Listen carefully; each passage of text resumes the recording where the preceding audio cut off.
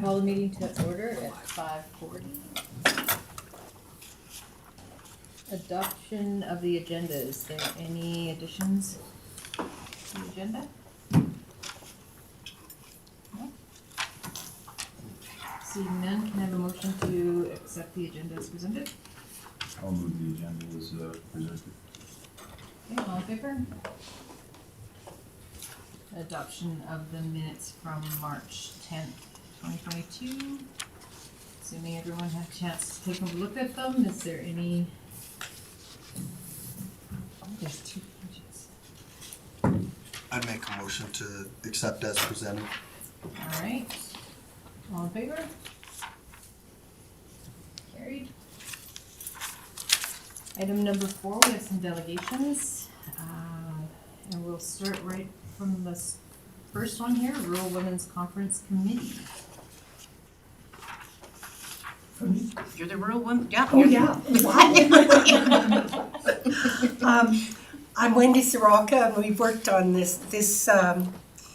Basically, I'm just going to review what I sent in on the original application.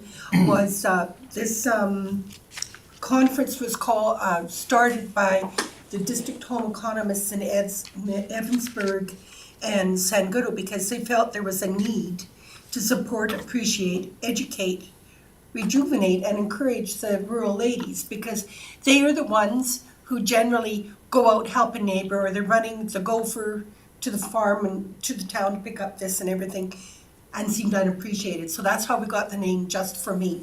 So they started this 37 years ago. And when their jobs were phased out, a group of us rural women kept this conference going and volunteered. This year in 2022, we've got 4, possibly 5 ladies working on the committees. And it boils down to a one-day conference. And the point of our conference, the ideals and objectives, our aim is to provide a day just for me, and I'm quoting, for rural ladies 18 to 100 years old. We've actually had ladies that were 90 at our conference, and well, a 6-month-old baby, so we're starting them young. And a day of individual development, inspiration, education, self-help, and appreciation, camaraderie, and entrepreneurship. If people are trying to start a little homemade business, we try to encourage it.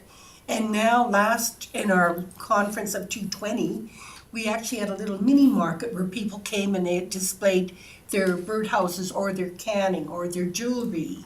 And it seemed to be very popular. And so we're going to try it again. We're going to try again this year. And we accomplished these goals in 3 or 4 motivational speakers. I don't know if you're familiar with Dan and Carol Oler. They're very good speakers. But a lot of these speakers can cost between $3,000 to $4,000 for an hour, which is pretty costly. And then we do demonstrations, door prizes, and kits. Like I included one little skit that we had done. There's a cute little story with that skit. When we were doing it, one lady was dressed as a farmer, and we had a little pitchfork there. So I swung it actually, accidentally, hit my cousins on the head with it. And we've also done a historical bridal fashion show as well. And we had the oldest dress was 1890 to whatever time we had done it. And over the 37 years, there's been many different ideas. We've talked about wills and estate planning, landscaping, gardening. We've had safety, farm safety, anything to try to keep ladies updated, computer courses, photographers. We had Lois Hole speak to us. And I don't know if you're all familiar with the story that I sent in our application was we had a blind lady come and speak to us. And she said her topic was, in every cloud there's a silver lining. And she told the cutest story of when you have a disability, it's your perspective and how you look at things. And the cute story was when she went on the airplane, she thought, she's got her traveling partner, she'll just go standard. She says, well, people push me around. She says, who looks at being blind as a disability? She says, I got set in my seat. I got to go on first and watch everybody else pile in. And the other story that was cute, she was in West Edmonton Mall. And she said, she was walking along and it was really busy and everybody was bumping into her. So she says, I opened up my purse, took out my collapsible white cane and I put it in front of me and I started partying the waters as I walked down the mall. Well, the evaluation that one of our rural ladies wrote out for us at the end of the conference was, she says, I came to the conference prepared to feel sorry for myself for the rest of my life. But your speaker, number 4, as she put it on the list, changed my mind. And so we want to get uplifting speakers, make it a great day so that ladies go home with a good glow. Now the cost of we do is $30 is what we have for registration fee for the day. And we always do it the first Tuesday of November because it's in between finishing harvesting for the rural people and rural as opposed to urban because there's a lot of ladies that live on acreages or grandmothers that have moved to town off the farm. And our farms are getting bigger, but the population is smaller, so we had to broaden our area. Anyway, so it's $30. In the morning you come about 8:30 and we have coffee and juice and milk and maybe muffins or bagels or a fruit platter to start off. Then we have a speaker, 10:30 coffee break, and any leftovers from morning who's there.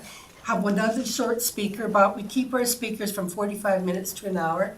Then we have a nice catered luncheon, like ladies seem to like salads and this sort of thing. One more short speaker, very short, and then we have our mini market for an hour and a half, and door prizes. And then before the ladies can walk out the door, they have to hand us our evaluations. And they get that all for $30. We may have to up the price because catering is going to be a lot more expensive. And we organize, like I said, there's only 5 ladies, hopefully, on our committee. And why we picked the Tuesday is the home economists found at that time that they could get better quality speakers for a lesser price because they weren't speaking and booked on weekends. Also, a lot of the ladies that worked through the week, well, it made it a little bit more difficult, but they could do it through the week. But if their family was coming home on the weekend, they weren't going to any conference. Yeah. And so that sort of makes it difficult because we need to attract younger people.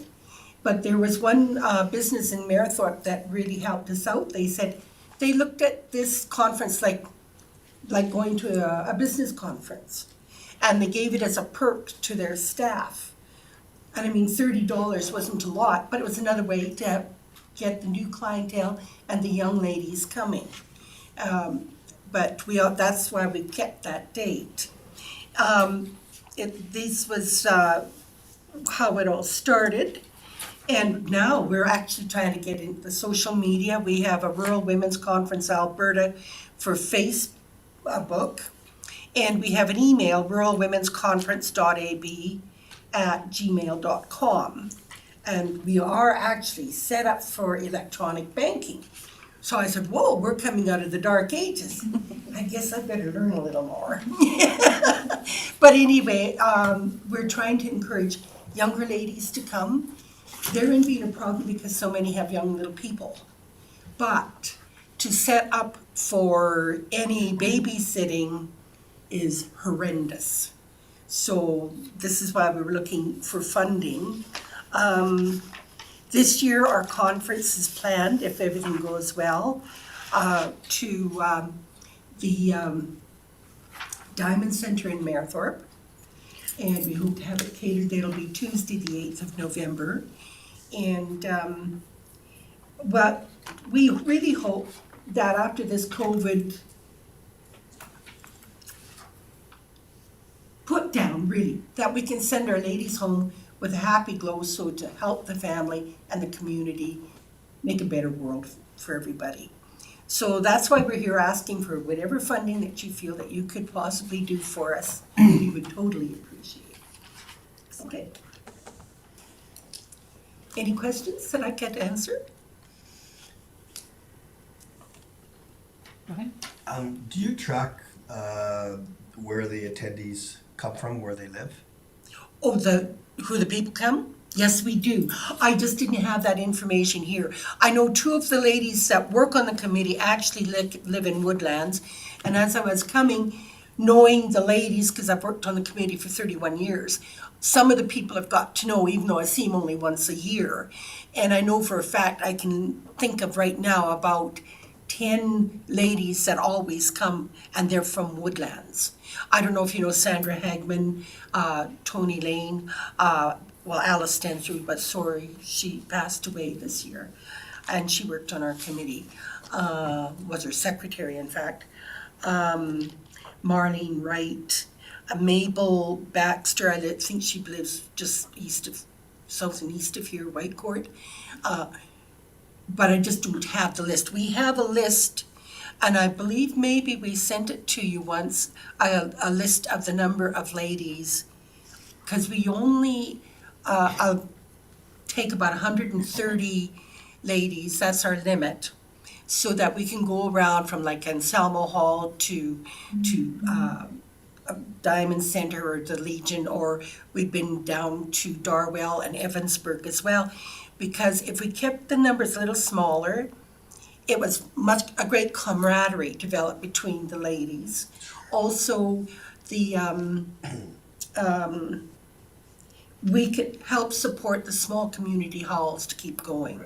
And that was sort of set up by the home economists as well between the two districts, so that there wasn't one group of ladies always doing the traveling. Sure. Thank you. But if I talk to our treasurer, I could probably get you that list of how many ladies from Woodlands attend our conference. It is quite a number. Sure. Anybody else have any questions? What a great presentation. I wish there was more, your passion behind the conference is amazing. And I think that that's fantastic to see after COVID, to have somebody that wants to get up and get going again. I think it's great. Well, I think we're doing a very good thing, because there's lots for little people and older and in the gym, but it's not just, we don't mean to be selfish, but if you've got a happy family and we can bring back things, keep us maybe a little more updated, because I'm one of these oldsters. I was invented before dirt was, It just makes the ladies feel good, and I think if you've got a good person feeling happy, you bring it home to your family and the community, and everybody benefits. That's what we've got to do to get this world in shape again. Yeah, these connections are important for sure. Thank you. Okay? Thank you so much. Thank you. Okay, so we're gonna move on to the Whitecourt Indigenous Friends Society. My name is Faye Mishtuk, and I am the chairperson or president, if you will. And along with me via Zoom, we have Vice Chair Velma Ray. And I'm just here to tell you a little bit about ourselves, and she will tell you about the project we have. We're very new. We just started, we applied for Friendship Society status in September. We have to be a society for at least a year before we can apply for Friendship Center status. And until we're a Friendship Center, we can't apply for funding from Alberta Friendship Centers or National Friendship Centers, so that we can have an actual center, because that is our dream goal, is to have a drop-in for not only Indigenous people, but non-Indigenous people alike, so that they can come and have a place to gather. We can offer them services or referrals to services, and just make them feel at home, and just start learning to heal through culture and ceremony and teach. In the meantime, we have been planning, or we are planning workshops, and I'm not sure if any of you were aware, we did the Orange Shirt Day. We have plans for Indigenous Peoples Day on June. We're going to plan another Orange Shirt Day. But in the meantime, we want to try to educate public and Indigenous people themselves about truth and reconciliation and healing through culture and ceremony, like I said, and to just to educate the public in general. So we're that's what we're doing is in the meantime, until we can get all this going to become a friendship center. That is our plan. So we're just at society status right now. We don't have a home or anything like that. We do everything virtually, or we do have a boardroom that we meet at and plan all these things. And we have a really good board of 10 people. It's Indigenous led, and it's a great group of people. I'm really proud of the way that we've come together so that we can get things done. I know a lot of towns surrounding Whitefort, like Edson, Slave Lake, everyone, it seems like they all have a friendship center, and that's what's been missing from Whitefort, I think, for years and years. So I'm really happy and excited for this project. So I will let Velma tell you about this workshop that we are applying for funding for. Hi, everyone. Can you hear me okay? Yeah. Okay. As Faye mentioned, we're relatively new and we are trying to get involved in the community through the provision of workshops. And as we don't have a facility, this is a prime opportunity for us to utilize the resources that we do have in Woodlands and in Whitecourt. So one of the things that had come about through our meetings was the realization that our community doesn't have an agency that addresses the grief process directly, other than mental health supports. I'm also a mental health therapist with Alberta Health Services. So what we found was that citizens were facing various losses, either through family breakdown, loss of relationship, loss of loved ones. And of course, the last couple of years, we've had a lot of issues that arose because of this era of COVID. That's one of the reasons I'm not there. I had 2 bouts of COVID, so I'm on the mend. But leading on to what we want to do in providing assistance to individuals, there's Whitecourt and Woodlands is a very diverse community. So finding a way to provide assistance, in an inclusive manner to all of our citizens became a focus of attention for us, for our organization, because we are not only Indigenous based, we're open to the community as a whole. And part of that, with that diversity, we realized there's not a regular, one fit for all process. So because of that, we wanted to meet the needs of these individuals in a manner through the use of art for healing. With this project, we would allow citizens to be self-expressive, when they're needing to address their emotional turmoil. And in order to meet the requirements of the Art and Culture Grant, I reached out to different individuals, agencies, to find someone that would be a fit to provide services, to meet those service outcomes with the art and culture. So we wanted to address grief in a manner that could be expressive, rather through an art base, instead of trying to do it through verbal communication. Because as a therapist, I realize many people cannot find that voice to express the emotional turmoil that they're experiencing. So this proposed project is a 2-day program that would be delivered to youth one day and adults the second day. We want to keep the group smaller, maximum of 12 participants each day, so that the time spent together would be enriching to each individual, rather than them feeling that they had to compete for a spot to express themselves. So this would give them the chance to walk away and feel fulfilled from being in this program. The facilitator I found is a woman by the name of Suzanne Stiles. She's a certified art therapist who is in Calgary. She runs her own Resilient You art therapy program. She works through a strengths-based practice, which focuses on assisting people and finding ways to heal, ways to develop their abilities, ways to cultivate their skills so that they can reach their full potential and thrive through the process of grief. Art therapy is a way of externalizing what's going on inside of an individual so they are able to process through their emotions. An individual using art therapy does not need artistic ability. It's more of a process of using art as a medium of expression. One of the things we have with this expression is using the visual art as a cue. So it would make it easier for one to verbally discuss their emotional turmoil that they're holding on to. This workshop is a way providing a stepping stone to individuals so that they can find a path to healing. And through that, we will assist by providing resources in the communities that one can connect to based on what each of their individual needs are. Our vision is to partner with agencies in Whitecourt to continue this program and provide it in a flexible manner that makes use of our community resources, the facilities, the outdoors. You know, really the possibilities are endless with this type of project. The way that we would look at delivering is through the feedback provided from our citizens so that we could adapt the program and the community would utilize the services because it wouldn't be something that would become monotonous.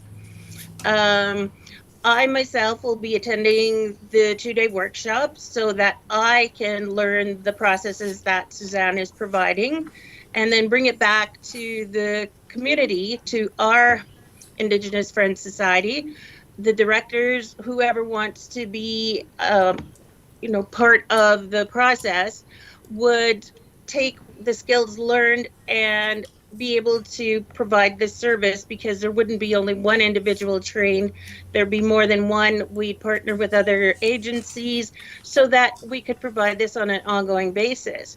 So our grant application outlines our intent to make this a long-term program for Whitecourt and Woodlands County. So we are looking to the possibilities of the future because based on some of my research, I had a hard time finding places to refer my own clients to address their grief process. I know that Mayerthorpe, one of the churches in Mayerthorpe, does offer a grief support program.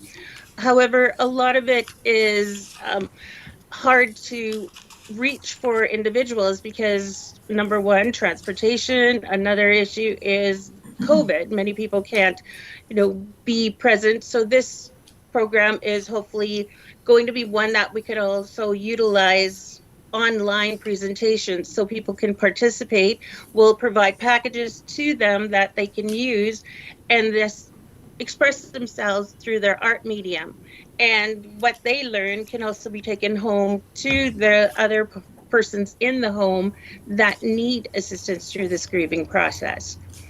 So that's part of the vision that we have right now. I thank you for allowing us to present what we anticipate being a successful endeavor to the citizens of our community.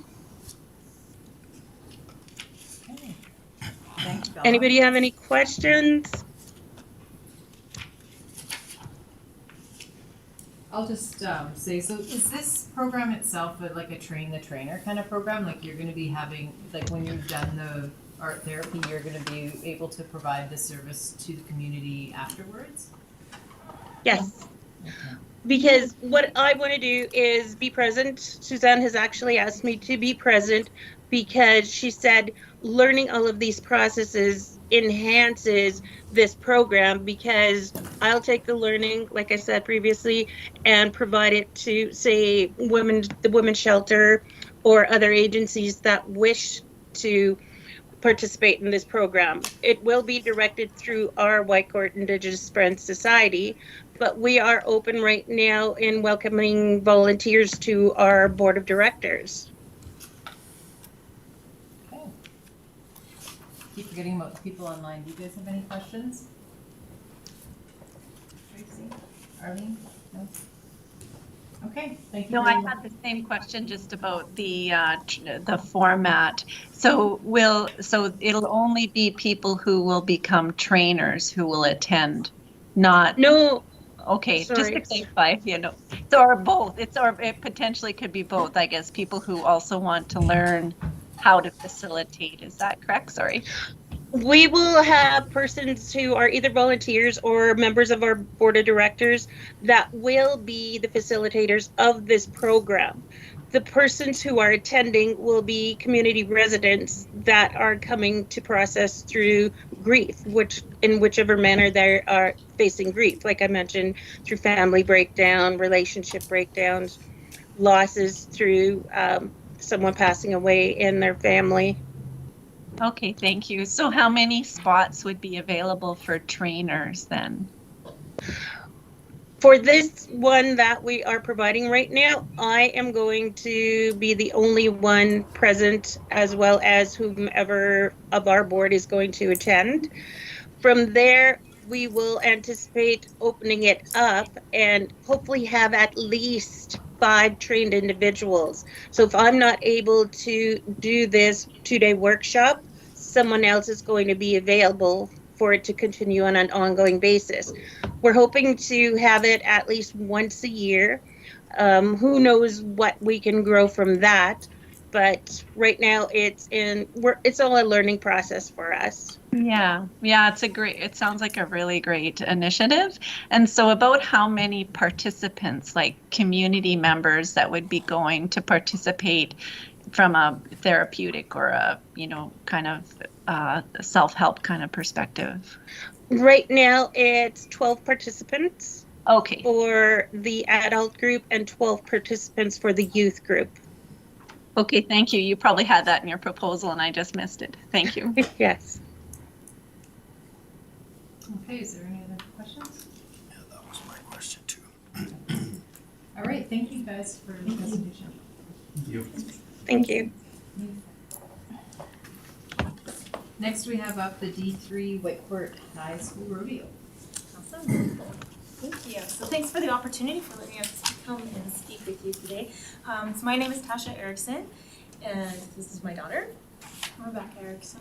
She's actually a participant in the high school rodeo, so I did bring her along. And I am one of 3 committee members who have historically put on this rodeo. So this will be our 3rd year putting this rodeo on, and we've unfortunately kicked off the rodeo during COVID time, so that's a common theme for all of us, I think. So it's been quite difficult to get traction and a slug through to get it going. But our high school rodeo is part of multiple rodeos for the District 3 area. So the District 3 area is basically Drayton Valley North up until northern BC. We host multiple rodeos throughout northern Alberta, and because Whitecourt has a really great facility, close proximity to town, and the ability to host a lot of people out at the Egg Society grounds, it's a logical choice to try and make use of that facility. So we had chosen the September long weekend, so a 3-day rodeo to have our kids come and compete. The events are sanctioned through the National High School Rodeo Association. So the kids garner points as they win and compete and move on through the rodeo year. And they move on to a provincial level, a Canadian level, and then potentially a national level. So they have an opportunity to compete down in the States. Further to that, they have the opportunity to move on for scholarships and participate in different college recruitments and things like that in the future. So it is a great stepping stone to further rodeo careers or different avenues of that manner. So our event hosts both junior high and senior high kids. Junior high includes grades 5 to 8. High school is 9 to 12.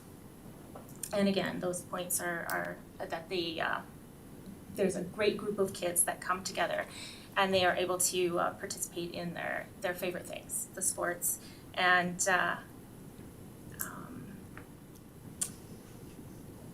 yes, of course, we encourage the highest type of conduct and sportsmanship. So the kids are responsible solely for their entries, any grievances. They learn all kinds of future skills in speaking with adults, bringing their issues forward. So it's an awesome opportunity to take accountability for themselves. Our sport is growing in our district. The application I submitted was based on our past entries of 170 people. This last spring rodeo had 348 entries. So we're looking at a big growth this year in our numbers, which is a great thing because it's great to see that the Western heritage in the sport of rodeo isn't dying, it is growing, and especially starting with the kids. And of course, this year, if you'll notice in our application, we are looking to expand it to 2 weekends. So we're looking to do the August 27th, 28th, as well as the September long weekend. Each one of those days counts as one rodeo. So in the scheme of things, the kids get 5 rodeos based on those 2 weekends. And again, we bring in multiple people from outside our area. They come to town, they shop at our facilities, and they see what we have to offer. They're quite excited about a lot of the things. They've been to Rotary Park, they go down the walking trails, they've come to the coffee shops, and you often see them walking around with Tim Hortons and different things from town. So it's nice to see that they take advantage of what we have to offer as well. Again, our event dates will be August 27th, 28th, September 3rd to 5th. And I think something to note as well is that we have a growing contingent of participants from our area. So last year we had about a dozen, and this year we'll have almost double that. So our own local kids are participating and benefiting from what we're doing here as well. So, and again, I just want to echo what Wendy said. Obviously it's tough soliciting funds for things like these, and we would be most grateful for absolutely anything that would be offered. So if you have any questions, we'd be happy to take them now. Okay, go ahead. I had 2 or 3 questions, but you answered a couple of them. So tell me again how many local participants you expect this year? We're looking at about 24, which have entered in the last rodeo last weekend. So. And would the split be roughly 50-50 between junior and senior high? What would you say? We have a lot more high school kids that compete than Yes. junior, but the juniors, there was significantly more this weekend. Yeah. And I've heard lots and lots more kids just at school and stuff that are talking about entering and becoming part of the association. So what events do the junior participate in? So, they can be so it's barrel racing, pole bending, goat tying, team roping, steer riding, ribbon roping, tie down roping.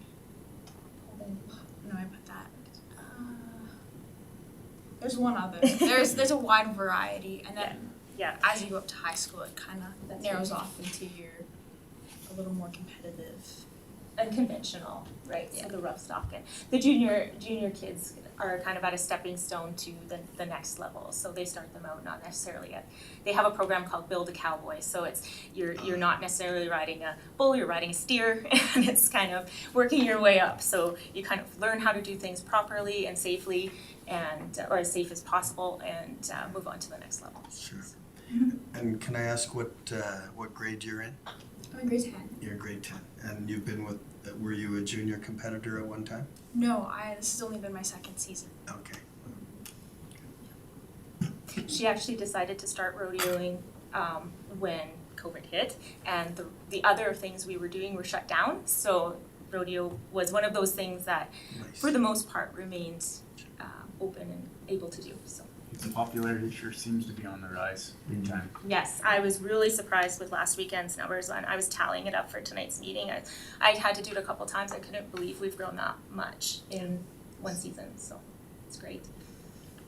And one of your expenses is to bring the bucking stock in? Yes, those are our biggest expenses, and because there is a limit on the entry fees so that we can offer this to kids, and it's not it's an expensive sport, but it's at least something that's capped and that people can budget for.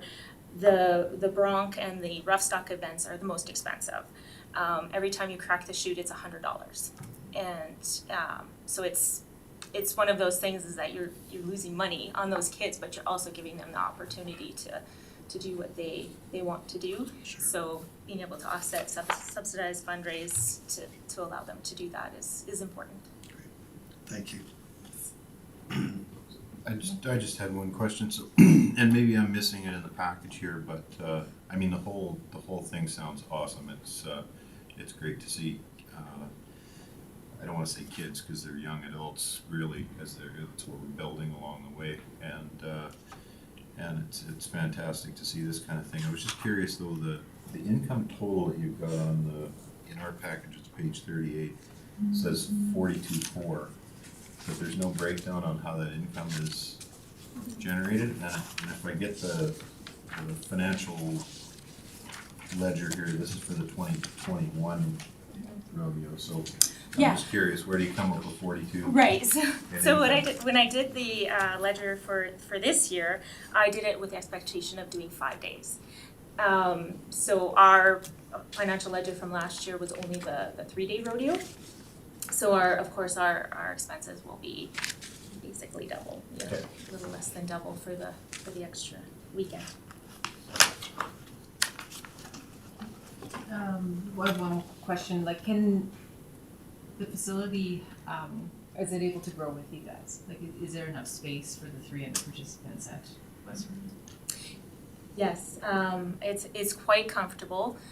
We actually do share the September weekend with the local Gymkhana Club for 2 days, and we just kind of ribbon it off, and they have one part, we have the other. And that's something I really want to do this year is get a drone shot of what we look like. Oh, it's outstanding how many trailers we can pack in there. It's great. Now having double the amount of entries, not necessarily double the amount of families because kids are entering in more than one event. It will be interesting to see how we manage sharing that facility over that September weekend.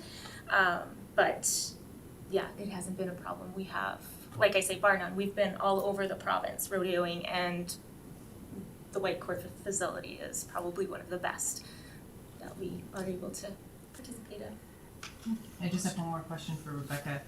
Can you tell me like what your favorite thing to do is for, like, I'm not a rodeoer, so give me just a little bit of how you've grown and what these 2 years look like. So I compete in 5 events, so it's quite a weekend for me because it's all packed into an 8-hour day.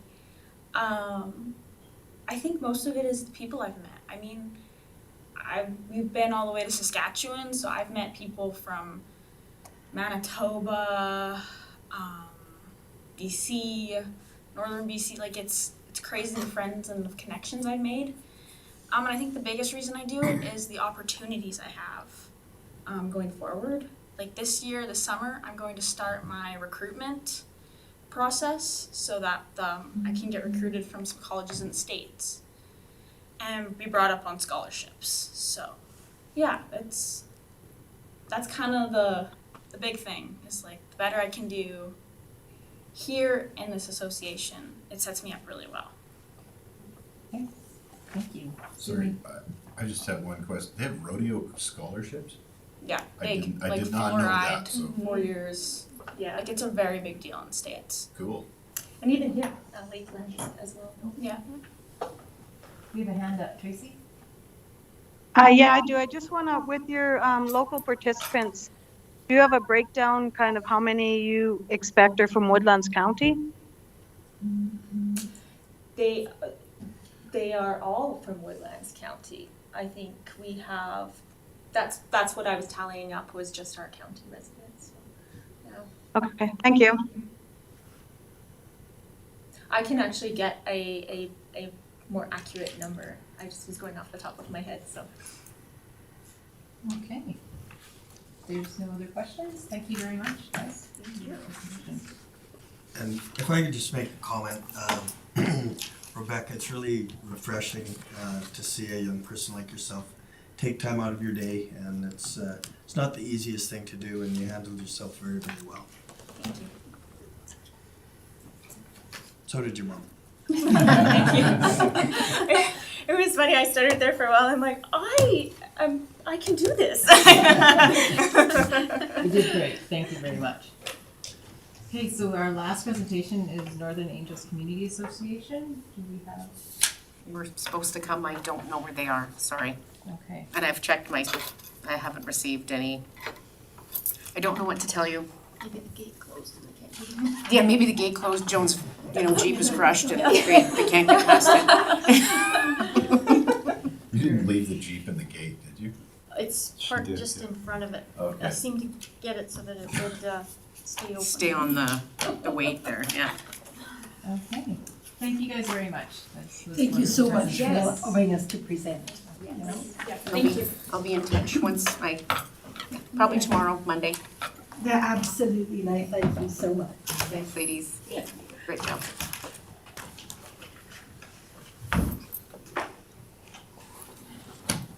Okay, so we'll move on to number 5, the business arising.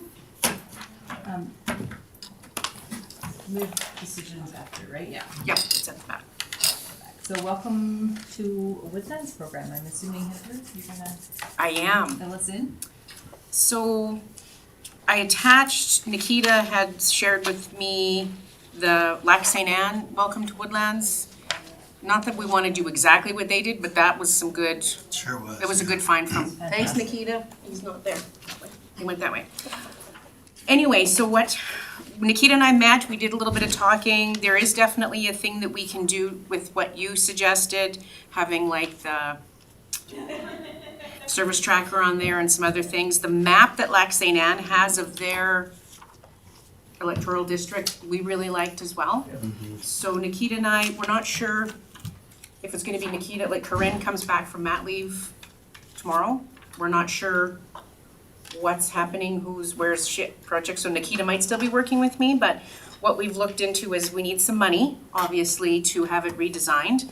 The lady that had done a lot of our work, she's willing to do it, we just have to, it was in the budget and now it's hard to find, to be as politically correct as I can, so we're gonna find some. But, so your update is to say basically, we can do this, whether the brochure, whether it's not gonna be cheap to have it printed on decent quality paper and to have that, so that is a cost. So we're gonna come back to you guys with some more information and then decide, is this gonna be a 2023, like we put it in the budget this fall, we'll have way better numbers? Are we gonna continue with the baskets? I gave you a little bit of breakdown, Councillor Dean, you had asked for that. That is what we have done in the past 2 years. In 2022, I have $600 in the budget if we want to get some, or we do have some items in the, I call it the tickle trunk, where we have promo items. We've got some blankets, so we could utilize a gift, or we can just keep the program suspended. Nikita can update the existing brochure we have with new counselors, and we can just hand those out. It's just really, the policy is still active. And it says we give a gift for $75. Have we looked at all into contact any local businesses about donations? I have reached out to them. We haven't had much confirmed just to see if, like Joan and I discussed, is there an interest for them to do it? To say like Blue Ridge Farms, Backwood Rants, yeah, and some other places. I just can't confirm right now on whether they're interested. It would be kind of like a welcome wagon kind of thing, I would think. So that would save us money for buying a basket, but as you can see, there was never really a lot of money. I think the most we did was 23 in 2017, that was $1,700. Yeah. So it's never been like a really expensive program. The biggest cost right now is gonna be updating the complete redesign of the one we have so that it looks professional like this. So, as part of that redesign, are you thinking you'd like a graphics company to Yes. redesign Yeah. rather than We don't internally? have, we don't really have, Nikita and I talked about this, the lady that does stuff, she's got all what does she use, Adobe Illustrator? We don't really have the computer programs and the graphic design experience to do something like this. Like Sure. this would be the redesign isn't gonna be the biggest cost, although it will be not expensive. I think she's 55 or something an hour, isn't she? Maybe $60 an hour. The biggest cost is gonna be printing it, and then I think just having it on a decent paper. So if you had a redesign, I don't mean to get real granular on this No, piece, that's okay. but if you had a redesign, Yeah. Could you not just get good quality paper and print it upstairs?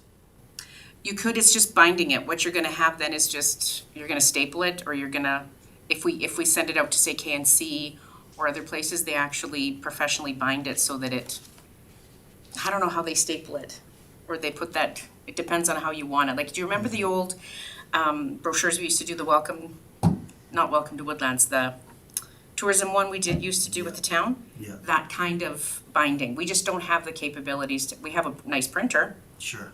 but we don't have. But I will have more costs for you to, like, once we decide, okay, yep, this is what we're doing, then we can call KNC and say, what's gonna cost for this kind of paper to bind it, and then we'd have certain copies, right? And this is a good opportunity because councils are new, we're not gonna actually need to update counselors for a little bit, but information shouldn't change much in the next few years either. You never know. So what you're looking for really is to Troublemaker, accept this as information and then give you direction to come back yes. with some more information. Say, yeah, if we're going to redesign this, I wish I had money, or I could tell you that we do have money in the budget. Joan and I looked, we thought we did. We just don't have confirmation at this point, Okay. how much we have, but if we're gonna go for a redesign, that $600 is, do you remember, Nikita, was it a little bit more than that, wasn't it, to do a complete redesign? it was about 6. Yeah, so we need a little bit more than that. But we would tell her, Nikita and I talked about we'd have to do different departments, interview, like we want to do different stuff, include service tracker, she'd have to do that map for us, we don't have the capability for that, so it would be costly to do the redesign, but again, once we have it, it's just a matter of updating it. Yeah. Right? I just have a quick comment, Sure. what is I feel that this would be equally as important, like, why do we need to get a bunch printed? Like, people are so on their computer, like, why does it need to be, Well, we would Like, obviously have it activate. digitally. like, so then, like, I think the redesign is the most important piece, and then the printing is, people don't even want paper anymore. Sometimes they don't, but what we were thinking is if we're gonna have like a basket, we would say, here's your goodies, and it's in there. Yeah. I was gonna call Lac Saint Anne and see how many they printed. And what And- what other uses they have for this document would be Yeah. interesting, like how they use it, right? I'd like to know who did it too. I don't think they did it in-house. Do you know if they did it in-house? So, If I could just add too, I know that we have, when people come to speak to us about planning and development issues or items and they're new to the area, they asked, and I know I had to chase Nikita down the other day because there was nothing available and they're like, what do you have that we can find out, you know, what's in Woodlands County and what can we do? So I had to chase him down and get him to print one of the old ones out. So there is yeah, a need. there is a- Yeah. do we need 5,000 copies? Probably not. No. Right? And KNC, our local people are great that if we're running low, we can say, okay, I only need 50. Yeah. Or, right? We have it that way, but what I'm basically looking for is, yes, to accept it as information, but to say we're on the right track, we're going forward, we can proceed. So that's an easy motion to make, but do you need a motion to give you further direction? No, I think we're good, because the Okay. direction from council was to send it here. We're working on it. I won't need money more direction for money just yet till I come back to you probably again. Yeah. And then I'm gonna I have a need- comment here. I'm just, when I see, I like the idea, the information, and I know we always struggle with a way to communicate with people and try and tell them what's going on, and I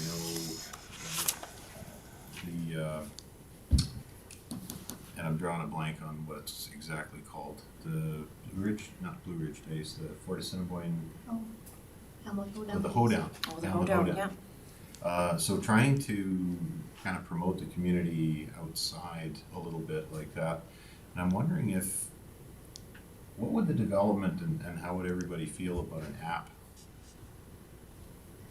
Like, you get into an app and then you have information like this you can stream through. I don't know if that works with our target or whatever, but at some point everybody's gonna be in the digital age, and familiar with the tech and everything. I'm just bringing it up because I'd like to hear people's ideas around it, because honestly, some of the apps that you can get these days, man, they're fantastic. And if you turn on push notifications and, hey, Hamlet Hoedown this weekend, oh yeah, let's go to, I didn't think of that. You can have them speak first, it's all good. No, you beat me first. You I go did, ahead. technically, I did. Heather's vote. Okay, so back in the day with Woodlands County, we used to do a program called the Alberta Community Icons. I don't know if you remember anything about that. But it was all the community icons in the province, and we were just basically the lead on that. And we built an app one year, a community icons app, which we won a national award, just saying. It was used, I wouldn't say by thousands, but it was used and people liked it, because if they were in a community, we set it up so that, let's say they were driving through Whitecourt or through Fort Assiniboine, because Whitecourt didn't have one. No offense, Whitecourt. They would pop up that they were near an icon, and then they would go to the wagon wheel and pick. And then on that, when they went into Fort Assiniboine, we had Strawson's store, we had Linda's, like everything that was kind of in the area that they could do purchase things. It was really well received, but the Community Icons program it fizzled. It just lost well, we were the lead and nobody else wanted to take the lead. But it wasn't cheap, because new apps were new then. This was, I think I just started. Right? It's like 10 years ago. 10 years ago, I've been here 10 years, so coming on probably 9 years since we built the app. But it's doable again. It's not as expensive as it used to be. But it is something, if we're gonna do a tourism map, community services could definitely work with, who does tourism? ECDEV now? ECDEV. And I think it was part of the strat plan we just accepted too, so it's something we could work together, for sure. It might dovetail, it might kill two birds with one stone, is what I'm trying to get at, in the exposure and the tourism and trying to get that Woodlands County message out. You have to remember though, there's a difference between tourism and, like, for instance, your residents. So the welcome to Woodlands is based to your residents who exist here. Tourism is to attract people to kind of come here. So I think there's a synergy there, but they wouldn't be our full focus either. But, sorry. Yeah, and just to kind of build on what you're saying, again, I come back to a comment I made. I think it was in the strat plan, but Sylvan Lake, I don't know if they still have this as a slogan, but their slogan at one time was visitor friendly, resident focused, and I might have that mixed up. And if you have an app that pushes notifications, or even if it doesn't push notification, but it's just on your phone, and residents are looking for something to do, and they check the app, what's going on this weekend, I really think that's a great idea. And with respect to those people that came in looking for development information, I don't know how much information you want to put into an app, but if we had an app that we could say, yeah, just go to the App Store, download this stuff. I think that, as Tina said, digital is current, and you don't have to come up with a piece of paper, and you can constantly load things into that app. I really like that idea, and we were sort of ahead of the curve with the whole app idea. Apps were brand new, 10 years ago, and nobody had them. And I think we were only on 2 platforms too. We Yeah. were on iPhones and Android. It was the, and that was part of that whole geocaching thing. And, Yeah. But it was pretty exciting, and I know at the provincial level, like that EDC conference or EDA conference, we were on the map there, and then like you say, nationally as well, won awards on both levels. So good job again. Any comments? I- Oh, go ahead. Just with regards to an app, like, I mean, that would have to be a broader undertaking, like you were saying, with, it may have to be funded through AcDev or something like that, because you're looking at something, unless we got involved in a pre-made platform where we can just basically plug and play our information onto it, you're looking at $50,000-$60,000 to develop an app, which we're not gonna be able to generate the funding for that, I don't think, so. there are towns that have apps that have all of their information, like resident information, everything's on the app. Communications. I was going to say our current website, host, designer thing, they also have an option for apps, so that would integrate right to our website. You want us to look information and come back? Okay, that one I will need a motion for. Even if it's something that phases, where it, we started with the Basic. the resident base, the basic version, and we roll it out and see how it goes. And if it looks like it's gonna go, then we get bigger. Okay, Okay, so I'll make, do you want 2 motions? The first one is to accept the community services April, where am 5.1. to accept the Welcome to Woodlands program update as information, and then I'll make a second one. okay. Okay, and so That's his motion. all in favor? That's I'm his waiting for, motion. I guess that's me, yeah. Yeah, that's- So we have a motion on the floor, all in favor? Yes. Oh, boy. You caught me napping, so. All right. Well, it was a pretty cumbersome lead into Yeah. that. And I'll also move that we direct administration to come back with information on the development of an app, an information app.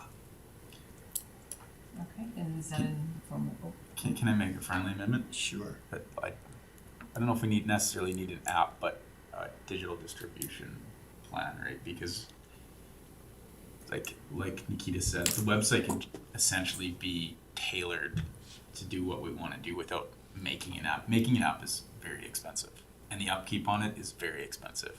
So I mean, I don't know if app is the way we want to go. I understand what you guys are saying when you say the word app, but there's better options than that, which I think should be investigated into. We can bring options, those to you, like we can bring the big options. I love the way you think. I have friends who've developed apps. It's $45,000-$50,000 to make it, $25,000-$50,000 a year to keep it updated. To every time your OS updates, you have to spend money to update your app. It's very expensive. okay. So just a question to Nikita. That, I think you used the word app, the website designer allows for an app. So our current website, don't know what to call it, provider, I guess, has a package option of website and mobile app. Okay, So I'd have to get in touch with them to see. okay. I hear what Jeremy's saying. I think you probably just have a little more fluid in the language of it. To me, it's an app, but a digital delivery system, yeah, I'd accept that as a friendly amendment. Okay, so did you get that? I think so. So Councillor Dean made a motion to direct administration to bring back information on an app, and then the friendly amendment was to include digital messaging / delivery. Sure, yeah. Okay. All right. I'm sure Nikita knows what we need. Yeah. Probably knows better than I do. I'm gonna go to Nikita tomorrow anyway, or maybe Monday, and say, All right, so we do, is that a motion? Yep. That is a motion. Yeah, we have a motion on the floor. All in favor? Carried. Girls up there, I keep forgetting that. yeah, we forgot about you, ladies. Put your hands up. I do the same thing when it's a hybrid. All good, This is guys. tough. Okay. Okay, All right. That's fine, sorry. We're gonna move to item, new business, number 6. The Community Service Project April update, and I'm assuming that is Heather. yeah, so I'll be quick again, well, I say that and then it never happens, sorry. This is not a clear picture of everything, it's just a few updates so you know that projects we're working on. That scholarship that we're working on with Cheryl, should be coming back to you next meeting. Right now, we're in the midst of, she's offering the ASL course. We had 13 people register for that. I'm one of them. I'm learning ASL. Hello. It's been going great. We actually are already talking about organizing another beginner one in the fall and perhaps an advanced one as well. So we will be coming back with that disability scholarship because we need to have that nailed down so that policy can go to council and then we can include money in 2023 budget. The Whitecourt Children's Festival, I included the poster that they have. We're good to go. Obviously, if they're on the poster, we have booked the talent.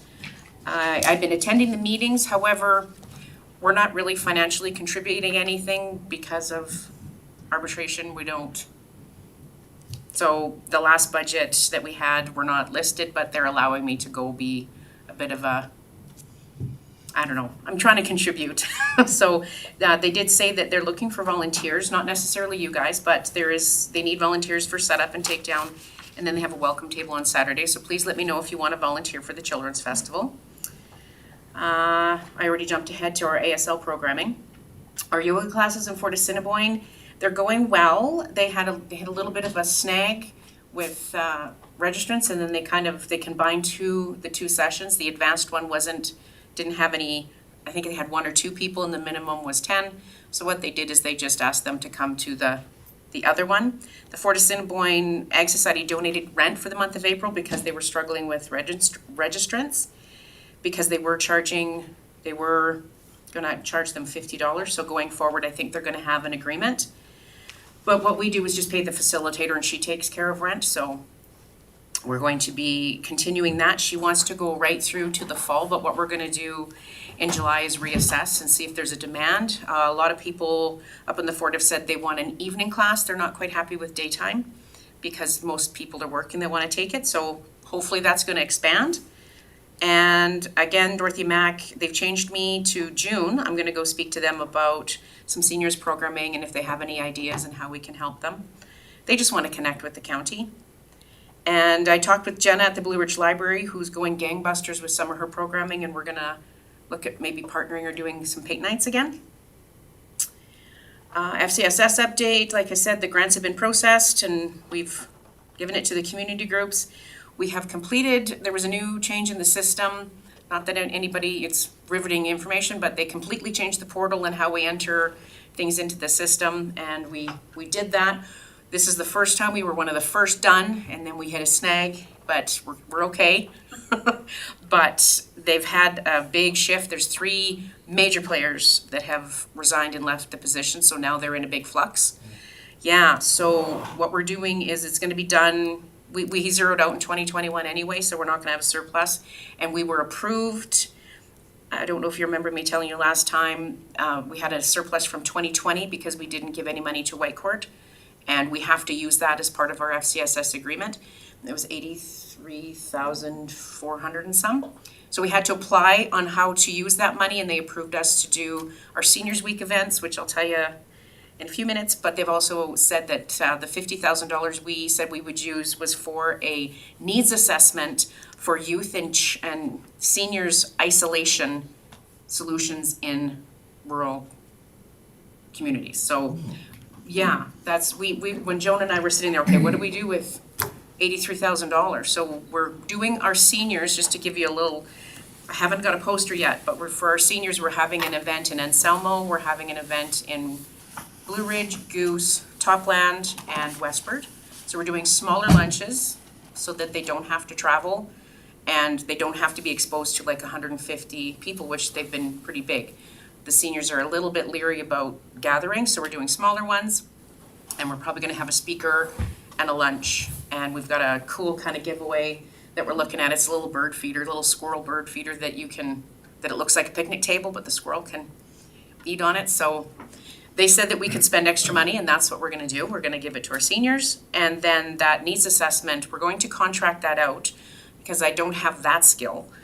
But that's part of the 50,000 is to hire an external company to do a needs assessment in our area in Woodlands County, and come back to us with solutions on what we can do to reduce that isolation that our seniors face and our youth face. So that'll be a nice document to come back with, and hopefully we can get it done by the end of the year. So any programs or ideas we have that come out of that, we can budget for in 2023 or 2024. How much is that gonna cost? I budgeted 50 because I think it was 20, we had 83,000 and some to split, so it was like 20,000 to the seniors, and then I had about 50, no, it was more than that, sorry. I should have brought it, sorry, I think it was 50,000. It costs, the biggest cost with that includes advertising, because if you're gonna do any kind of needs assessment, you have to contact your survey people. They're gonna have to come out here, they're gonna drive, because we're not just gonna do a Survey Monkey kind of thing. Like a needs assessment is it's more in depth than a simple, how can we help you kind of thing. And so would those be conducted over the phone? That was part of it. We're hoping to do it over the phone and in person, just depending on where they are in the county. Yeah, I'm hoping, I haven't written the RFP yet. I had to take a breath before I even think about writing an RFP for that, but Joan's gonna help me. Yes, I will. Write the RFP, and then once we decide who's going to, who can do it, I'm hoping there's somebody local that we don't actually have to go to Edmonton, because that's where a lot of the cost comes in. Like, there's gotta be somebody local that'll bid for it. Yeah. So that's what we're doing with that FCSS money, so that we can't have any money left in our pockets at the end of this year for FCSS. So it's an 80-20 split, as most of you, I think, remember, that 20%'s us, 80%'s the province. But it was a 3-year agreement, and this is it. And we've got that little, we're set for 2022 so far, depending on what we give Whitecourt, and that'll, hopefully something kind of flows out for that, but either way, we're gonna zero out, we're spending the money.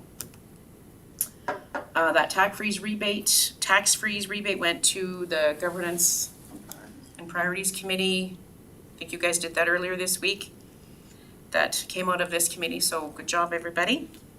Do you know what, I think we're working on it a little bit more, right? Yeah, so it's during the governance and priorities meeting, they did discuss that senior tax rebate policy. I developed it and Heather vetted it as well.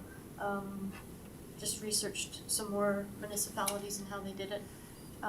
Council during their discussions wanted us to look at more of a senior's wallet, so where they have a lump sum of money, and maybe we can include our snowplow flags that we issue generally for free. I think so, I don't know. Yeah. Well, Seniors transportation grants, like whatever, where there's seniors involved, all those programs, just kind of put it into a lump sum, and they would have like a lump sum that they could spend on each of those services that we provide, that they pay for. Yeah, to provide a little more context, so those snowplow flags, there's a cost, right, for, if we bought one, it's $53 and they get 3 free, so that's, call it $150 and go into the wallet. The transportation grant, I think, was $250. 300 a max is a year, yeah. Okay, so when you added all that in, including the proposal was $150 to offset tax for seniors. So at the end of the day, they might have $600 to spend on whatever they wanted. So if they wanted it all to go to tax, they wanted it all to go to snowplow flags. So that was the direction that we asked administration to come back with more information on. The National COPA event, I'm working with Andre on that. He asked me to just step in just based on my event experience and kind of helping him out. He just finished writing it. I had a view at it today, and where he's submitting it, it has to be in, I think, Sunday, so he's probably sending it in tomorrow. that would be a good win for us for our area, but we don't know how many other people are applying. Andre mentioned that, what's just outside Red Deer, Innisfail? They hosted a few years ago, they've already said they're putting in another bid. So if it's gonna come to Alberta, maybe they'll put somewhere different, we don't know. But I'll keep you updated, but it's not taking up a great deal of my time, but I'm just helping Andre because he said he's new to this, so. And I don't know why, I did include Whitecourt Indigenous, so Andre asked me to just connect with them for COPA to, if we do get the bid, that we can include that they would do a cultural, either evening or entertainment or some kind of event to do that, and Nicole Brown is their executive director, she jumped at it, she was like, that's a great idea, we want to be a part of it. So that's good. I'm back in the office, that was the other thing, so if you do need to reach me, I'm not on my cell anymore. I've started the preliminary planning for Seniors Week, although I've got the halls booked and I've got two maybe speakers not quite confirmed. One of them is the RCMP in Barhead. They would come talk about seniors, online scams and other kind of scams that they get. So they would come speak in Topland and Goose. And then I'm in preliminary talks with one of our greenhouse, our businesses on this side, who would talk about gardening and preparing stuff for winter. And so she would talk at Westward on Selmo and Blue Ridge. So I thought that would be great. We're developing an agreement with the Blue Ridge Library Board. I don't know if we need to expand. You want to talk about that, Joan? We realized we don't have one with the library board, so that came this way, and so Joan and I will be working on an agreement with the library board. Where, I'm just, sorry, this is an uneducated question, but with the Briar Patch being decommissioned, where is the library in Blue Ridge now? At the Blue Ridge Library. There's a new facility. There's a new that was facility. constructed. And where is it located? 2016. Do you know where the outdoor arena was there in our Blueberry Display Park? It's right in front of that, so they're almost all connected.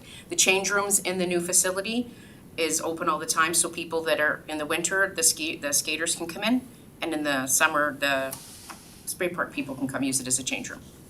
You'll have to have a new tour then. And Maybe so that's the library something. is right adjacent to that, Right inside of that same building. in the same building? It's Okay. beautiful. It's a really nice facility. So they moved in there 2016. 2016. Or that's when the construction happened. Yeah. It was finished in 2016, and the library, I'm not sure where they were housed for a short period of time, so it may have been 2017 When they moved in. moved in. Thanks.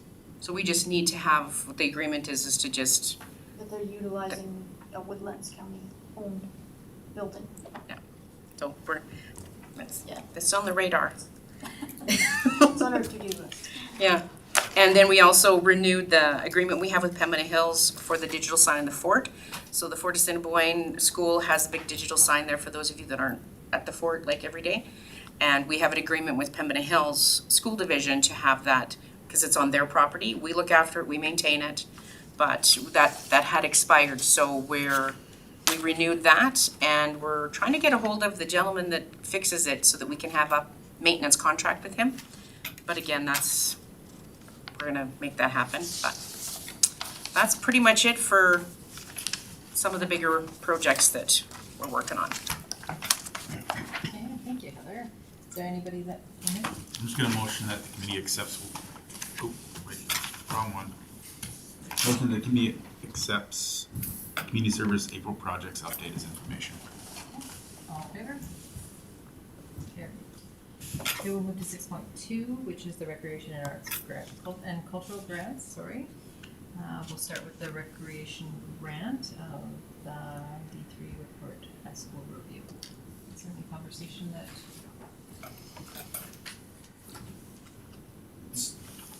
I think, yeah, the same question I believe Jeremy asked when we were looking at other grants.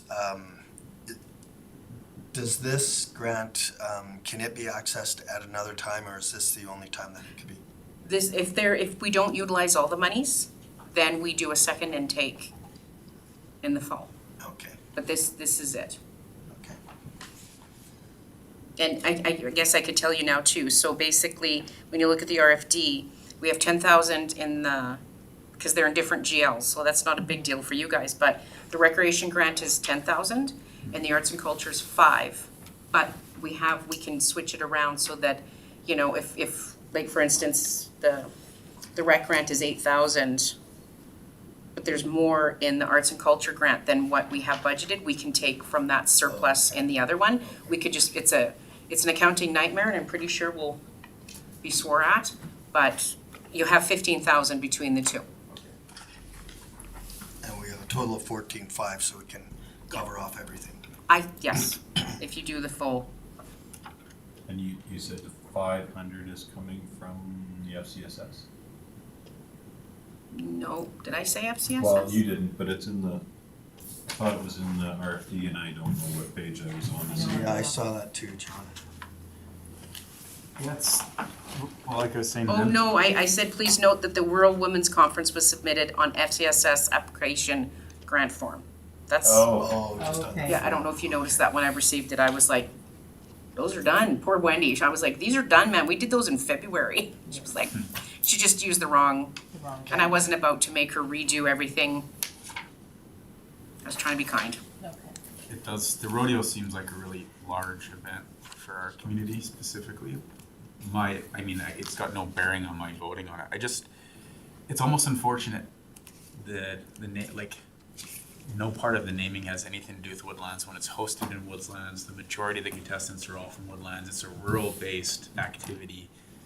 And, you know, they're calling it the White Court Center, the White Court Rodeo, all that kind of stuff. It's an unfortunate naming issue. I was gonna bring it up with them, but I didn't want them to think that was gonna sway my idea on the funding at all. But it is unfortunate they haven't embraced, when they are such a rural activity, they haven't embraced that ruralness and Woodlands quite a bit more with their messaging.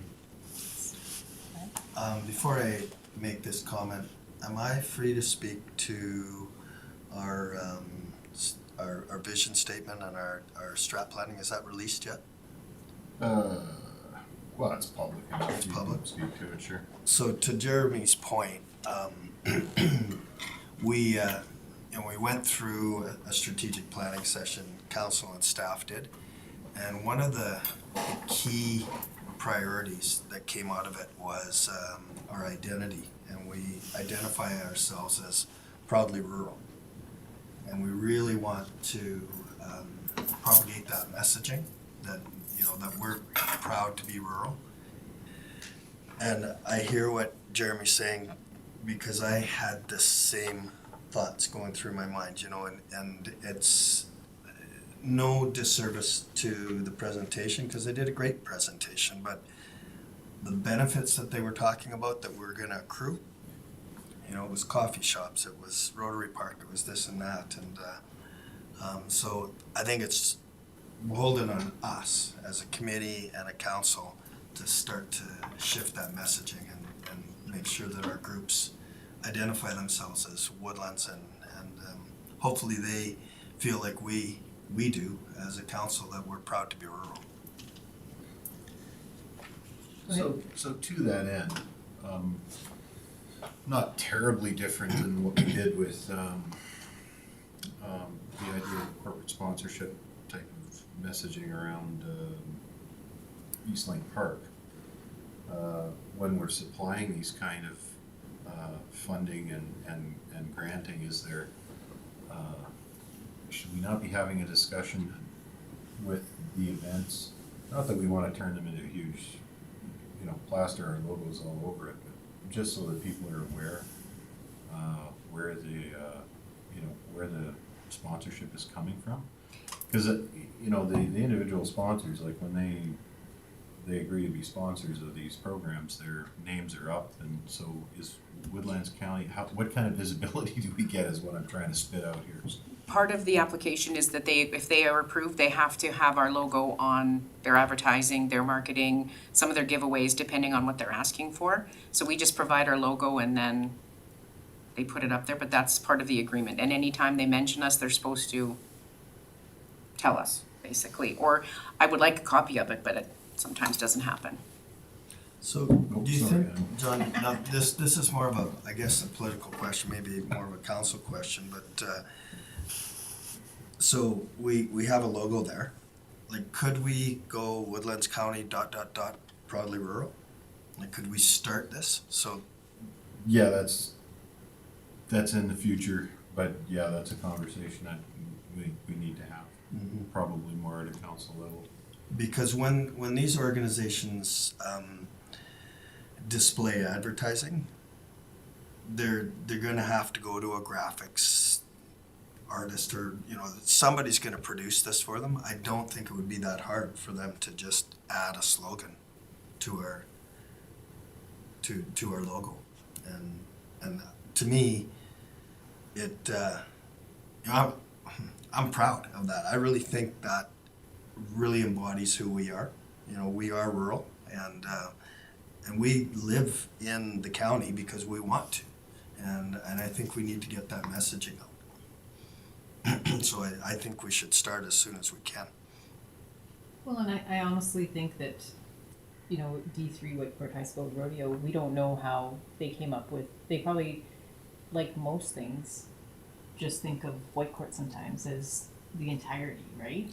And so it's too bad that they're not here, because I would like to know why it's not Whitecourt Woodlands County, especially if they're doing it at Westward. The actual event is done in Woodlands County, why they chose the Whitecourt as, like, I get that that's the community outside, but it is an interesting. They were questions I was gonna ask, but I wasn't comfortable putting them on the spot so directly. And I get that, I just, No.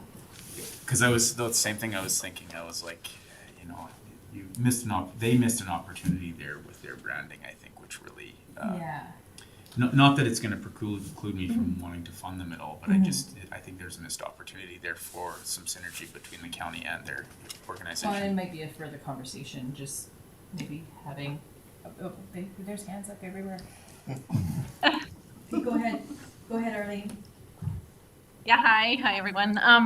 I just had, just kind of to build on that earlier point, just could this be something too that is promoted broader to than just the Whitecourt High School?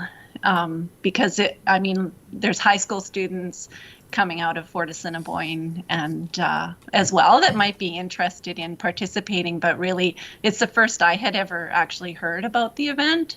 So I think either, it's probably too late this time to expand it, but even just, promoting it, writing an article in the Whitecourt paper and or the Fort Express or Fort Woodlands paper to kind of educate people about, kids about the opportunity, I guess, broader than just the Whitecourt High School.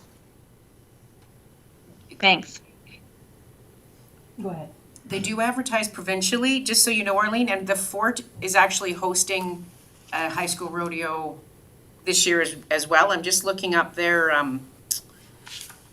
advertisement. Yeah, and I think that the actual high school rodeo just means the age of the kids. I don't think it's like the Whitecourt High School. I think it's, because she said that's the age group of the actual event. All right, thank you. That helps to clarify then. And I think it denotes a location. Yeah. It's so we know where the event's gonna be, but and I'm sure it's the same when we go around the province and people ask you where you're from. When you say you're from Woodlands County, a lot of times people say, where is that? And so what do you say next? Yeah. Well, do you know what really got me going on this? Is we fly around the country all over the place, and we'll land in some of these small towns kind of thing, and actually get a cab, or we'll get driven out from the airport. There's usually people hanging around. They take us to a hotel, and then in the morning we've got to call a cab. And we asked the cabbie, take us to the airport. And we're like, I'm not driving all the way to the city, and no, you have an airport. We don't have an airport. Yes, you have an airport. It's 2 miles that way and 4 miles that, seriously. And they arrive at this thing and they've never seen it before, and they've lived there for quite a while. So this awareness of your community around you and what's what is what got me going down this path. Yeah. It was interesting, but. Well, and I don't know if they asked the town for any money or any funding. I that's not part of our vetting, but because they do benefit from all these people. Yeah, well, and what we give relative to what they give, it shouldn't be really a consideration. I would be curious. Yeah. But it's certainly not a consideration as to whether or not we fund it. Yeah, we don't even have it on our application. It's not something we say. And if I can interrupt, Arlene, the Alberta High School Rodeo is in Fort Assiniboine Saturday, April 30th and the 1st of May. So that's this weekend. Okay, Wow. Yeah. all right. It's- Thank And it's you. also the D3. That's how much I'm orientated to the rodeo scene, or not. Okay. Can I just ask a question about the funding that they're requesting, the $8,000? Okay.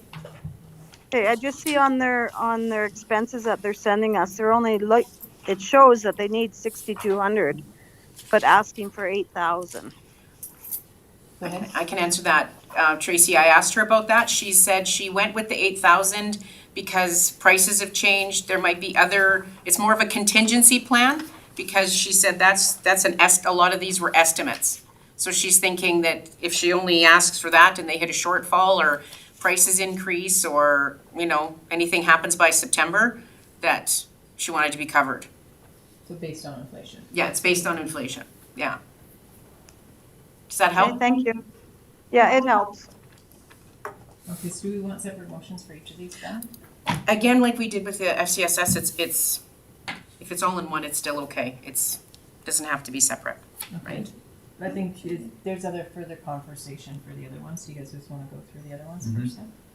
Okay, so the Indigenous Friends Society, is there anybody that had any concerns or anything? Nothing other than I'm glad they're starting to get a foothold in the community. Yeah, I think it's great.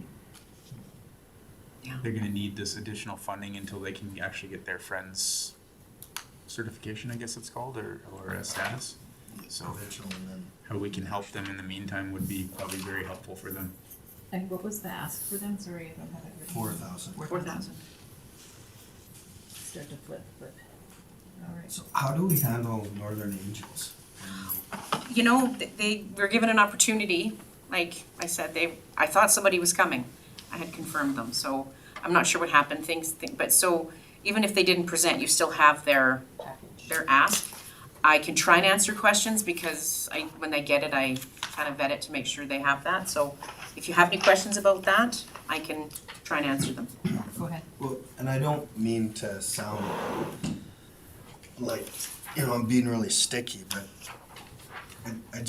I have a hard time granting somebody funds when they don't come here to make a presentation. Not, they had the virtual opportunity. I'm not suggesting that they aren't worthy or they couldn't apply at the next intake, but that's the way I feel about that.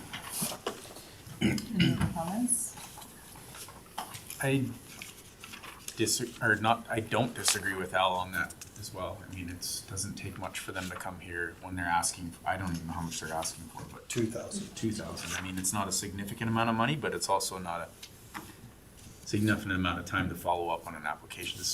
If this was that important to them, you think they would have showed up? Is there a possibility to table us to our next meeting? Because, we don't know these people.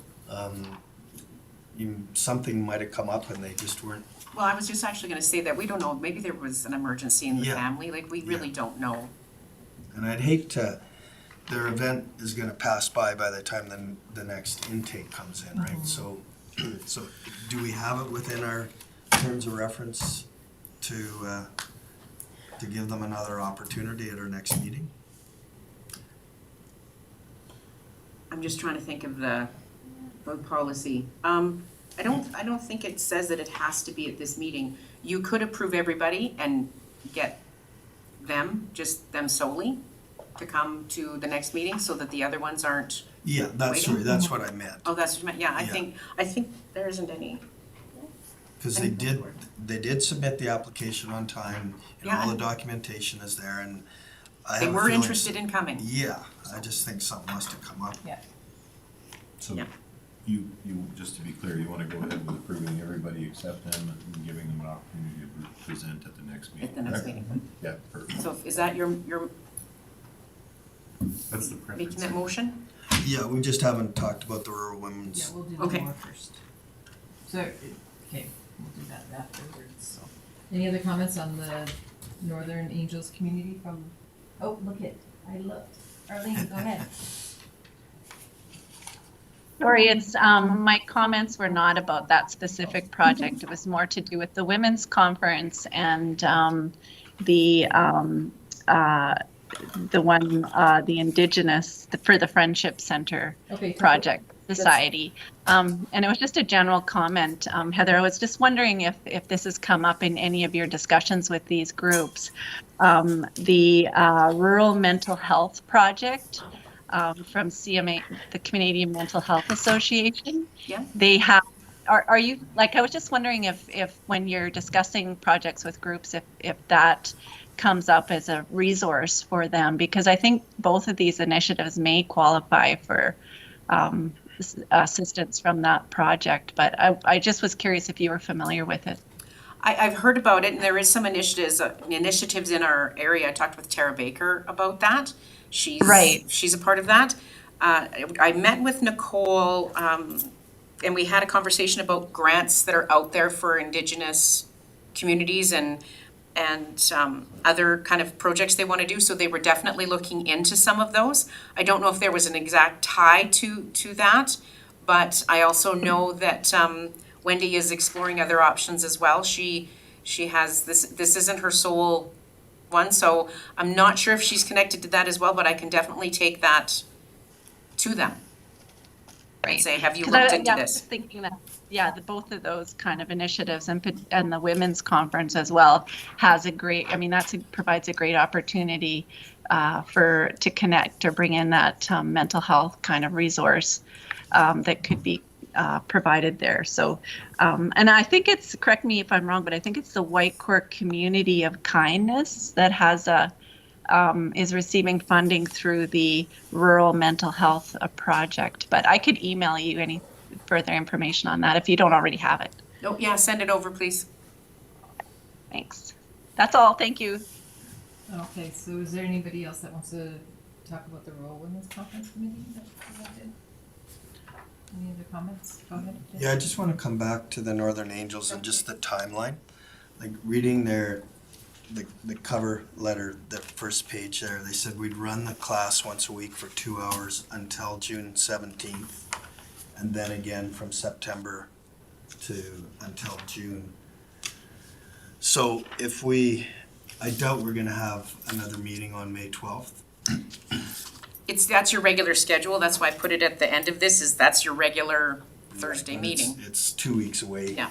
So our next meeting is likely June 9th. Yeah.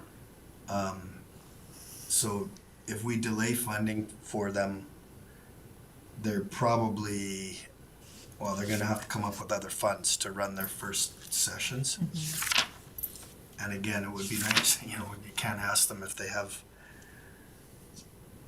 what do they have for funds to kick them off? I don't think they have any seed It looks money. like registration Yeah. pays for, Yeah. So you see where I'm going with this, right? If we delay, then they're gonna delay? Yeah. What are your thoughts, Heather? Like, It gets kind of iffy, right? Like, you don't want to hold them up, but at the same time, you do want to talk to them. So I don't know if you guys want to have just a quick meeting on the 12th. It's up to you if you want to. I think it's fair. It's not, you guys did mention, it's not a lot of money. It's open to Woodlands County residents, even though it's at the school, because we do have Woodlands County students there, and anyone can take this class. and one of the goals is to connect youth and seniors. Yeah. Which I think is an awesome initiative. Well, those are our two focus, right? Would you guys be okay with asking Heather to get a hold of them and find out what happened and just send us an email out? And I'd be good with that. and then we could we email a vote? You could, and then you just have to ratify it at the next, I should ask Joan, yeah, then we just have to ratify it, right? I think that's a good workaround. Compromise. Yeah. Okay. Compromise. Okay.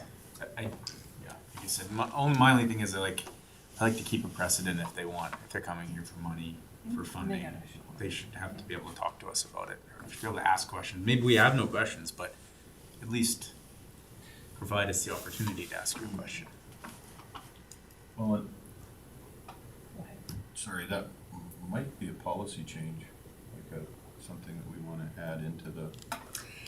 We recommend that they would be requested to come, but we don't say must. So we could update the policy. You know what Yeah, I I'm do. getting at. I just, yeah. It'd be really quick. And you know what?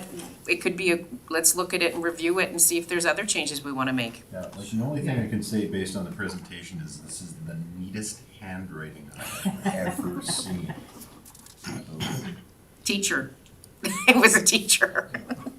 So we did offer virtual and, right? Yep. So they're, Yeah. So getting back to the mechanics behind this, we could have one motion that grants the Rodeo, the Indigenous Friends, and the Women's Conference, and then a separate one that grants the Northern Angels contingent on Heather getting back to us with information. Yeah, and then getting back to you via email. I like that. But you have to let me know when you read your email. Sometimes I don't know what you guys, and I don't mean this disrespectfully, I just don't know if you've read it. If I don't hear anything back, it's hard to plan and know, so just. You can send a read receipt though, right? She does. I have it, but he's the worst one, pointing at you. I keep. It comes up and he goes, nope. Because I see when you guys read it. So my whole dig was actually at John, not at you guys. He knew it. I fully admitted to it. Tina, can you ask Arlene and Tracy if they're okay with what we're proposing to do? I'm just fine with this, Tracy. I think that's a great idea. Arlene? Yeah, no concerns, thanks. Okay. Okay. All right. I'll go ahead and make a motion then that the committee approves the following recreation, arts, and culture grants. Whitecourt High School Rodeo for $8,000, the Whitecourt Indigenous Friends Society for $4,000, and the Rural Women's Conference Committee for $500. Okay. Motion on the floor, all in favor?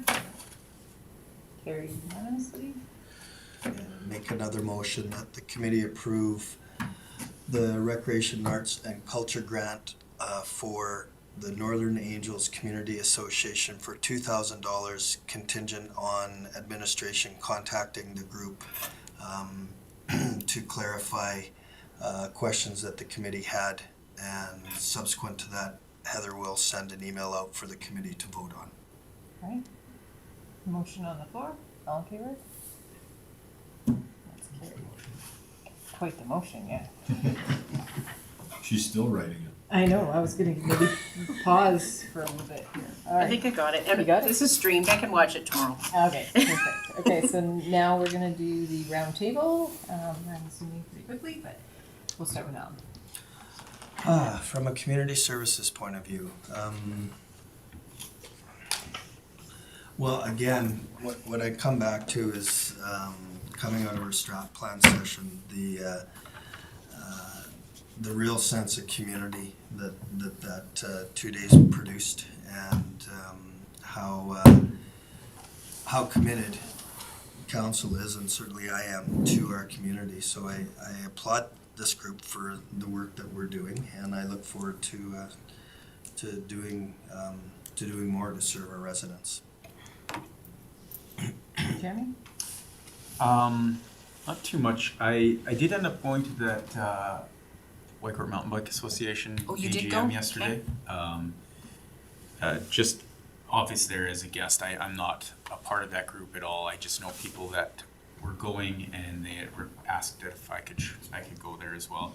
I did have quite a few questions for them. This is the biggest AGM that they've had. They had to show up, probably 22 people showed up there. Nice. So for them, that's a fantastic turnout. They have a new president, new vice president. While I was there, just, again, not obviously officially as a council member, just as a interested community member, I gave them some advice on how to, dealing with Woodlands County or potential funding that could be available to them and how they should be seeking that, who they should be talking to about it.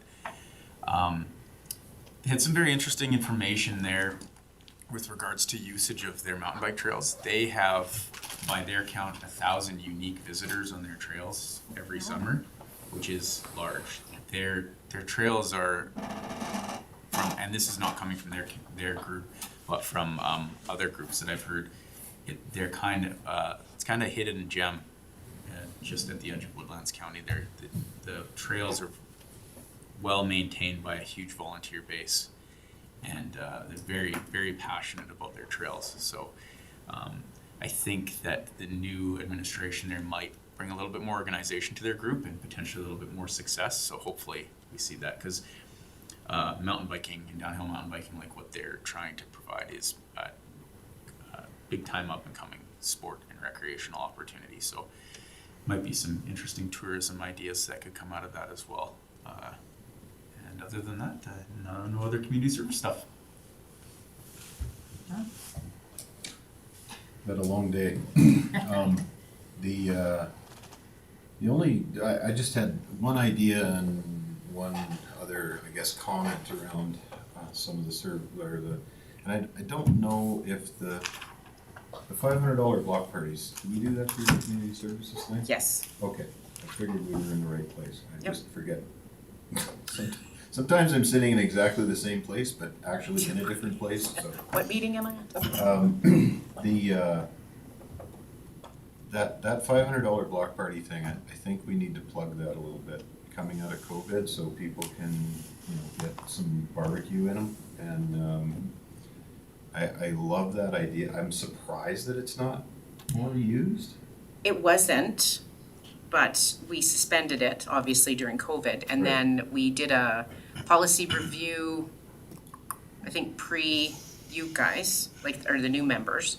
And then we're getting it vetted from legally, Okay, and then it'll come back. okay. Yeah. All right, so I know some people do we don't still, apply for it. so it's still suspended, or it's? Well, until, I think, I can talk to, until we get it back to say, yeah, you're good to go. Okay, fair enough. We're hoping, because we would there's a lot of summer Oh, yeah. activities, people want to get back, they want to connect with their community, and then we can market it as a reconnect kind of Right. thing. Yeah, And maybe that's how we do it, reconnect with your neighbors or whatever, block party Yeah. funding available through there might be a temporary change to it somehow or another. just a little bit about the process and why you have it, and Yeah, that was the main kind of changes. Tracy, do you remember any major changes to that when we reviewed it? No, I think, because I only remember ever approving one. So it was definitely not being utilized, but I think there was concern about who could apply for it. And there was no, I don't know how to say this politically, but no buying votes or anything like that. Yeah, who could, we had a counselor apply for it. It's public knowledge, I don't think that had a counselor apply for it, but it was public perception as to counselors should not apply for things During a party. like that. Yeah. yeah.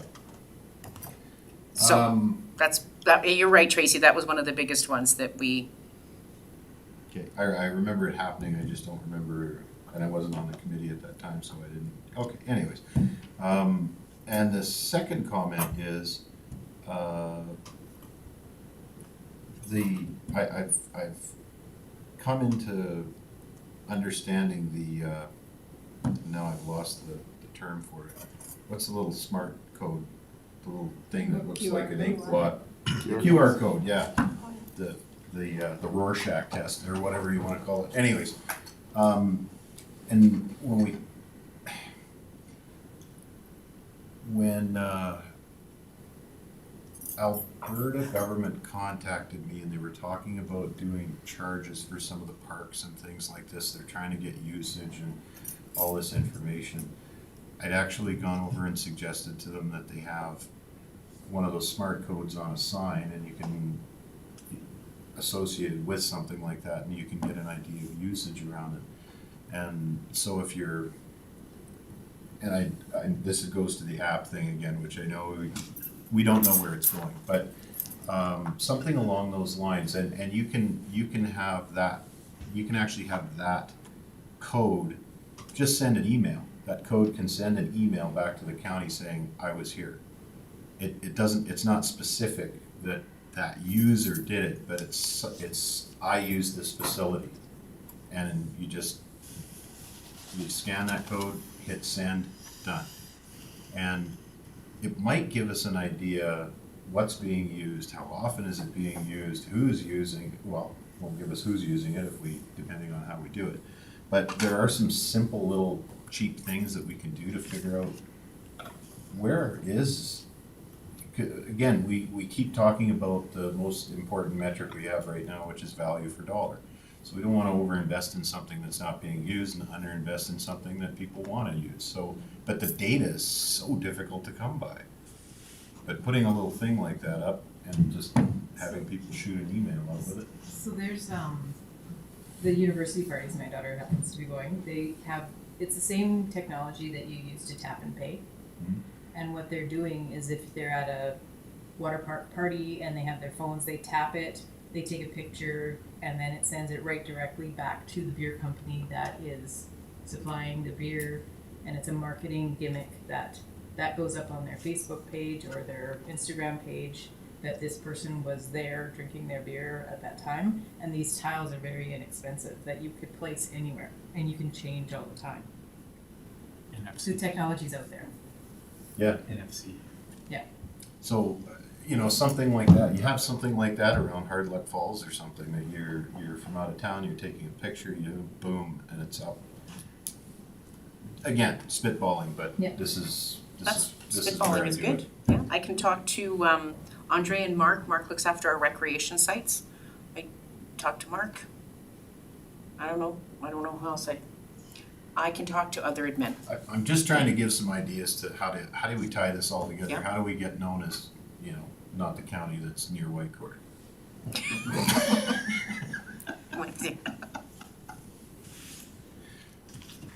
Is that everything? Yep, that's Okay. it for me. I don't have anything. I still can't, I'm just gonna go, wrapping my brain around that because I work for the town, and doing a lot of the planning, it is an automatic thing that people say Whitecourt, and how do we shift that thinking that, because I live in Woodlands County, and when people ask me where I live in Whitecourt, how do we shift that thought process? I need a button maybe that says I'm from Woodlands County. I don't know. Just branding. Right? It's all branding. We need Right. to do something, and I have good ideas, I just don't know where they are right now, so, Nope, we're in the right place. We'll get it. yeah. Other than that, I'm just trying to, got many hats too, so I'm trying to figure out what, go ahead, Heather. We can let the other. Oh, okay, we're gonna go with Tracy next. Do you have anything to share for? I don't have anything to share, but just wanted to ask, are we doing the Family Fun Day this year? Yes, Sorry, Heather. No, it's okay. And I'm not trying to sound like I'm shifting anything, but Joan and I are gonna talk about it, but I'm by myself and I have Joan. But, so what it's gonna look like, will it look like it did in 2019 when we had 850 people? Remember that, Tracy? I do, Yeah, I don't think it'll look like that, but it's gonna happen, just not what we've had. It's gonna be dialed back, it's gonna be a little bit different. But, yes. Well, I just wanted to ask so we can all put it on our calendars because I think it's great if we are there for support for you guys. Somebody's gonna peel those wieners. Oh, yeah. It's the second week. I can send it out to you guys if you want, but if you want to put it in your calendars, it's the second week. Usually we have it the third week in July. Bye, yeah. That's when we usually Sounds have good. it. Oh, anything else, Tracy? Thank you, that's all I had. Arlene? I don't really have anything to update, but just a couple comments. In terms of the assessment that you updated on earlier, Heather, I was just wondering about when you do the RFP, if there'll be a component kind of addressing accessibility issues to ensure that the contractor addresses that in their proposal, in terms of people who have various types of impairments and how they'll make that accessible to everyone. Yes, that was one of the key things we talked about is the transportation and the barriers and accessibility. Because both seniors and youth have that, right? Right, and I was thinking even the assessment itself, how do they plan to reach people who, where we have various barriers in terms of hearing or language, whichever. Okay. And then just in terms of the block party funding, we talked about branding earlier, and so I think using the term block party references town living, or and so how could you reframe that sort of, and is it even I guess our rural communities eligible for that funding? So I guess that's the only two things I had. Thank you. Acreage party. Right? Subdivision I want to say party. bush party, but. Bush party. First party program. Well, whatever. That's probably rural. Whatever. I do have a 20-foot screen if anybody needs to borrow one. That's a good Okay, point. thank you very much, Arlene. Heather? You're welcome. Angie, you don't have anything? No, she. Go ahead. No, sorry, I was just gonna ask about that 20-foot screen, but No, I'll ask ask about the later. screen. I'll show you a picture, it's pretty neat. Okay. I don't really think I have anything I gave, Okay. so, Joan? Joni? Just had one call from the town of Whitecourt, Sharon Shannon. She's with the Community Services Department. For FCSS, sorry. Sounds like there's been some people missing or something, so Sharon has taken over the Spirit of Youth Awards. She's trying to get that finalized and through. Received an email, both Heather and Nikita have been CC'd in it. They're just requesting that the Reeve do a short video, much like was done last year. Apparently there's been 22 youth nominated this year.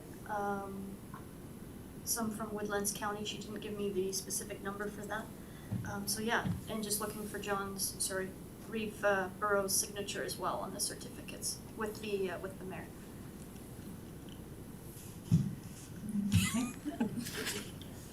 What's that? You have to do it with the mayor. Right? It's hard to change that thinking Yes. to Reeve, just Reeve letting you thing? know it is. Yeah, sorry. Yeah, it So was all part of the branding. The bush party. Bush Party Borough. But regards to branding, you guys should really bring that up because it is, to rebrand, it's all about your messaging, it's all about, it's something that, we'd comply, obviously, so bring it up. I get the feeling you guys actually kinda like where this is going. You're getting there's a little bit of excitement around it. Yep, maybe I'm wrong, but I kinda get About it. rebranding? Yeah, well, about asserting yourself and rebranding a little bit, yeah. No? Okay, is there anybody? Gita, you have anything? We're good? All right, thanks, everyone. So I guess our next meeting may well seem to be early, so we're gonna, June 9th?